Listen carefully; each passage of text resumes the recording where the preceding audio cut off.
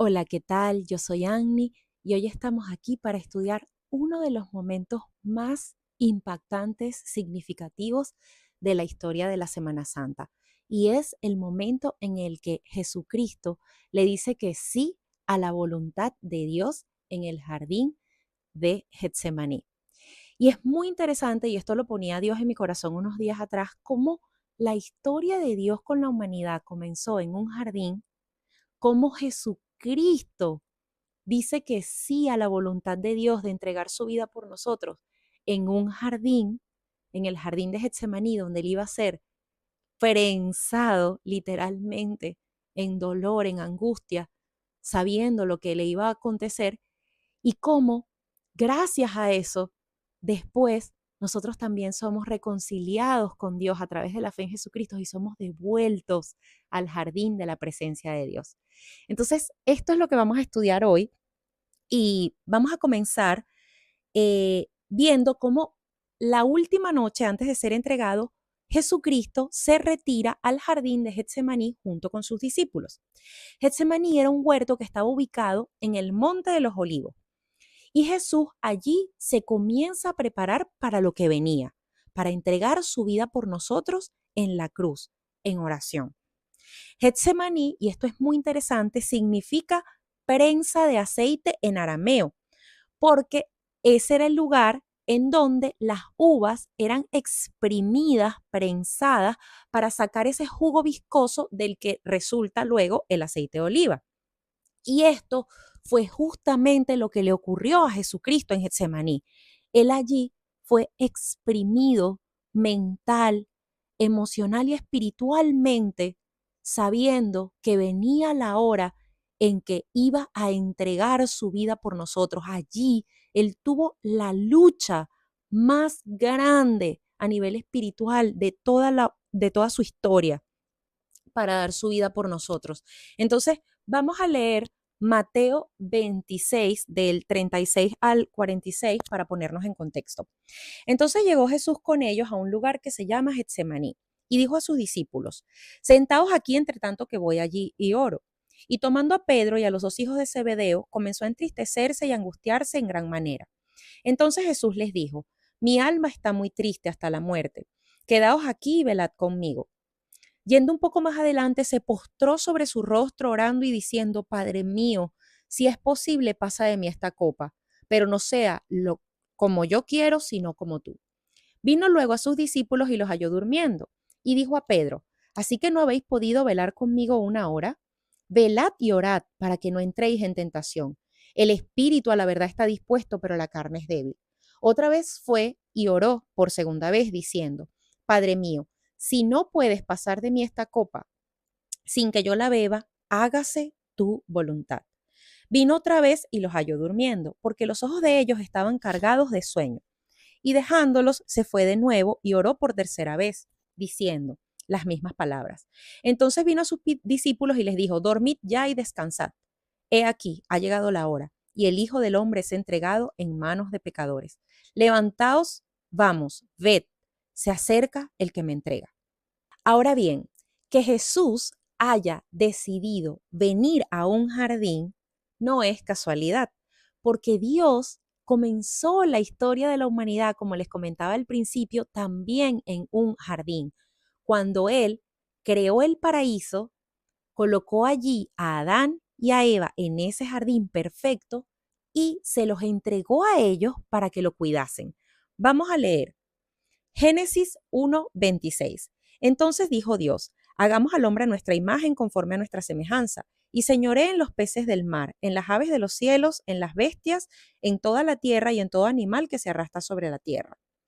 Génesis 2:15. Tomó pues Jehová Dios al hombre y lo puso en el huerto del Edén para que lo labrara y lo guardase. Génesis 1:28. Los bendijo Dios y les dijo: fructificad y multiplicaos, llenad la tierra y sojuzgadla, y señoread en los peces del mar, en las aves de los cielos y en todas las bestias que se mueven sobre la tierra. Entonces, como vemos, Dios creó un jardín perfecto, maravilloso, con frutos, vegetales, árboles, animales, ríos, y se los entregó al hombre para que él lo labrase, lo cuidase y para que habitara allí y el hombre se multiplicara. Luego también sabemos que Dios estaba allí en completa comunión con Dios, que ellos podían escuchar la voz audible de Dios, estaban en una relación íntima con Él, podían escuchar sus pasos, Dios les daba instrucciones, era como el mundo perfecto de la mano de Dios. Pero ¿qué pasó? Que vino el enemigo y engañó a Adán y Eva, esto lo encontramos en Génesis 3, para que ellos comieran del fruto del árbol del conocimiento del bien y el mal, un fruto que Dios les había dicho, les había advertido que no podían comer de él porque si lo comían iban a morir. Vamos a leer Génesis 3:5. Sino que sabe Dios que el día que comáis de él serán abiertos vuestros ojos y seréis como Dios, sabiendo el bien y el mal. Y entonces, ¿qué pasó?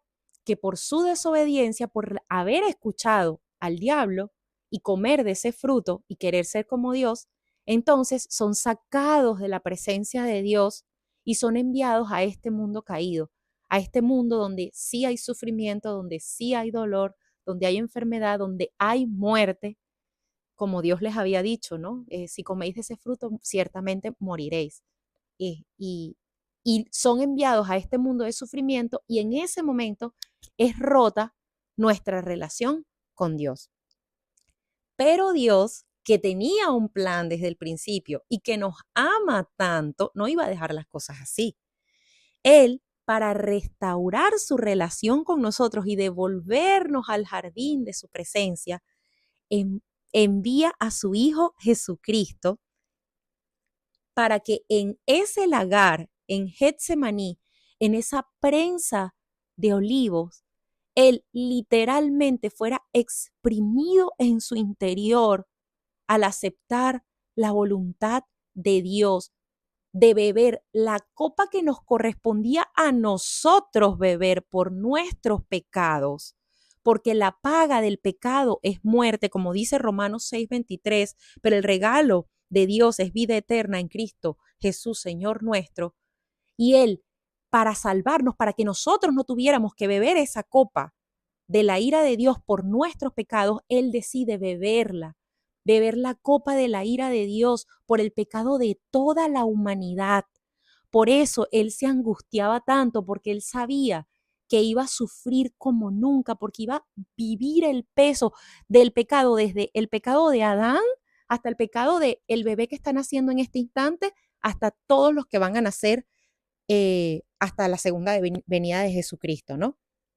Y en esa hora, ese cordero perfecto, ese cordero inmolado sin mancha, Jesucristo, que no había cometido nunca ningún pecado, decide decirle que sí en esa hora a el entregar su vida por nosotros en una cruz para salvarnos a nosotros.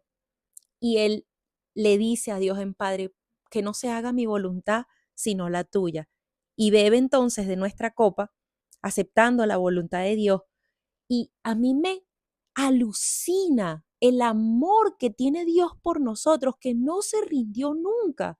Dios nos creó en el Edén para estar con nosotros, para vivir en comunión con sus hijos amados. Nosotros le fallamos, pero aún así Él tenía un plan perfecto para reconciliarnos con Él, para que nosotros volviéramos a estar otra vez en su presencia, para que a través de la fe en Jesucristo, su Hijo, en su sacrificio, en su muerte, en su resurrección, entonces nosotros pasáramos de muerte a vida, y vida es vida eterna con Dios y su presencia en nosotros, porque así como dice Juan 3:16, de tal manera amó Dios al mundo que dio a su Hijo unigénito para que todo aquel que en Él cree no se pierda, mas tenga vida eterna. Y wow, es increíble. En Lucas 22:44 se describe también cómo fue de terrible la agonía, el sufrimiento de Dios, de Jesucristo en Getsemaní, porque se nos dice que era tal el peso de sentir lo que Él iba a vivir por nosotros para salvarnos, que sudaba gotas de sangre. Vamos a leerlo. Y estando en agonía, oraba más intensamente, y su sudor era como gotas de sangre que caían hasta la tierra. Y A mí me maravilla cómo el Señor puede amarnos tanto para dar a su único Hijo perfecto y sin mancha para morir por un mundo pecador. Pero ese es el amor de Dios. Ese es el amor que Dios tiene por ti y por mí, que decidió que su Hijo Jesús fuera literalmente exprimido en ese jardín, exprimido luego también en la cruz, bueno, hecho pedazos en la cruz, derramando hasta la última gota de sangre para salvarnos a nosotros. Ese es el amor perfecto que tiene Dios para sus hijos, porque Él quiere reconciliarse contigo y conmigo. Él quiere que nosotros volvamos al jardín de su presencia y al jardín de la eternidad con Él. Eh, a mí me encanta porque la historia también de Dios, de hecho, en el último o penúltimo capítulo de Apocalipsis, termina también con un jardín, porque la historia, sí, está en Jesucristo en el momento de que Él entrega su vida por nosotros para salvarnos, pero no termina ahí, porque Jesús va a volver un día y Dios, después de la segunda venida de Jesucristo, va a restaurar todas las cosas y nos va a llevar también de nuevo a un jardín donde vamos a habitar con Él en perfecta comunión otra vez. Vamos a leer Apocalipsis 22 del 1 al 5. Después me mostró un río limpio de agua de vida, resplandeciente como cristal, que salía del trono de Dios y del Cordero. En medio de la calle de la ciudad, y a uno y a otro lado del río estaba el árbol de la vida, que produce 12 frutos, dando cada mes su fruto, y las hojas del árbol eran para la sanidad de las naciones, y no habrá más maldición. Y el trono de Dios y del Cordero estará en ella, y sus siervos le servirán, verán su rostro, y su nombre estará en sus frentes. No habrá allí más noche, y no tienen necesidad de luz de lámpara ni de luz de sol, porque Dios el Señor los iluminará y reinarán por los siglos de los siglos. Es que es tan maravilloso, o sea, la historia termina con Dios reinando en la tierra junto con Jesucristo en un jardín perfecto con ríos de agua viva, con frutos que son para la sanidad de las naciones, y como dice un capítulo antes, no va a haber dolor, no va a haber llanto, no va a haber muerte. Dios mismo secará nuestras lágrimas y habitará con nosotros para siempre. Eso está en Apocalipsis 21. Entonces, Dios es tan maravilloso que sus planes, sí, es verdad, puede venir el enemigo y habernos engañado como humanidad y pudimos haber caído en la tentación, pero es que ese no era el plan de Dios. El plan de Dios para nosotros era que nosotros habitáramos en perfecta comunión con Él en un jardín. Y el plan de Dios que un día se va a cumplir a cabalidad es que nosotros vamos a habitar con Él en un jardín perfecto, en su presencia y la presencia del Cordero de Dios por la eternidad. Y pasamos también de una cosa a la otra, vamos a poder disfrutar de este jardín si nosotros creemos en lo que hizo Jesucristo en el jardín de Getsemaní, que le dijo que sí a Dios, a la voluntad de Dios de pasar por la cruz para pagar por nuestros pecados.